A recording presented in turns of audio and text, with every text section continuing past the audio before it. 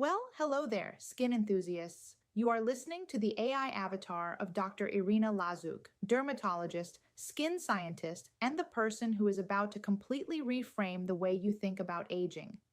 Dr. Lazuk is not here today because she is currently somewhere above the Arctic Circle, having agreed to what was pitched as a brief dog sled excursion that has since become a multi-day expedition across the Norwegian tundra with no GPS, six very opinionated huskies, and absolutely no cell signal. She is reportedly having the time of her life. The huskies are in charge. We have accepted this, so you have the avatar. And today we need to have an honest conversation about the villain in your skincare story. Because here is the thing, you have been blaming the wrong one. Wrinkles, collagen loss, hormones, aging, these are the usual suspects. These are what the marketing targets. These are what the products promise to fix. And while, yes, all of those things are real and relevant, they are not what is quietly destroying your skin day after day, year after year. That would be inflammation. Specifically, the sneaky, low-grade, chronic kind that never dramatically announces itself. It doesn't always show up as redness. It doesn't always sting or peel or make itself obvious. Instead, it just lingers in the background, quietly eroding everything. And here is the genuinely unsettling part. Most of the time, you are feeding it while trying to fix it. Think about a typical responsible skincare routine: regular exfoliation because renewal, daily actives because prevention, multiple treatment steps for thoroughness, more products when things stall because obviously you just haven't found the right combination yet. Each of those decisions makes complete sense in isolation.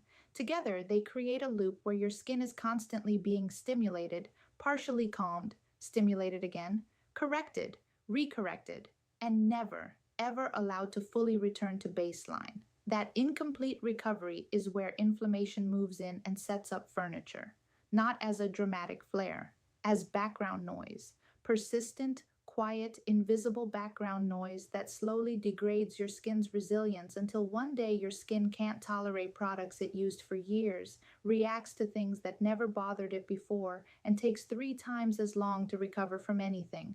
And what do we call that? We call it sensitive skin. Except, and this is important, most skin is not sensitive by nature. It becomes sensitive because it is inflamed.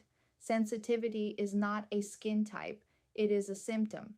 It means your skin is tired of negotiating constant stress, and it has started overreacting to everything because the immune system never fully stands down.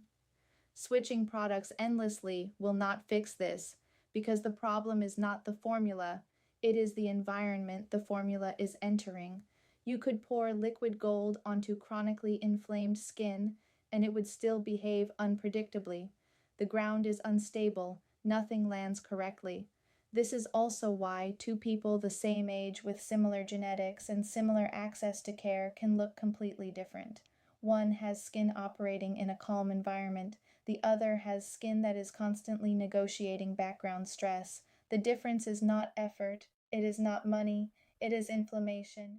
Aging is linear. It moves in one direction, slowly, predictably. Inflammation is exponential. It compounds. When inflammation is controlled, skin ages more gracefully, not because time slowed down, but because recovery stayed efficient.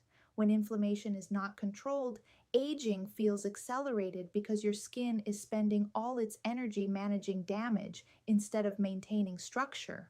So what do you actually do about this? You stop asking what to add. You start asking what might be interfering. That is the shift.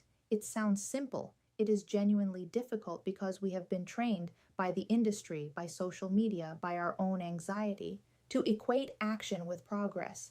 Doing more feels responsible. Pausing feels like giving up. But skin does not interpret intention. It interprets load.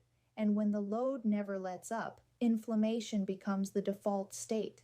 Not severe enough to force you to stop, just persistent enough to slowly erode everything.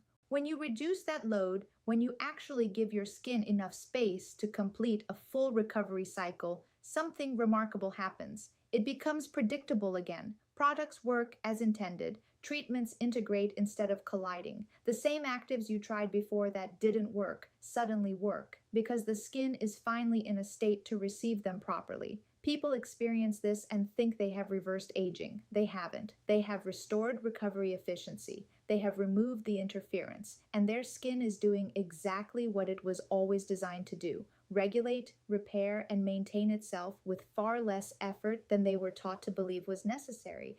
This is also why your nervous system is not separate from this conversation. Stress is inflammatory. Cortisol disrupts barrier function, immune response, and collagen synthesis.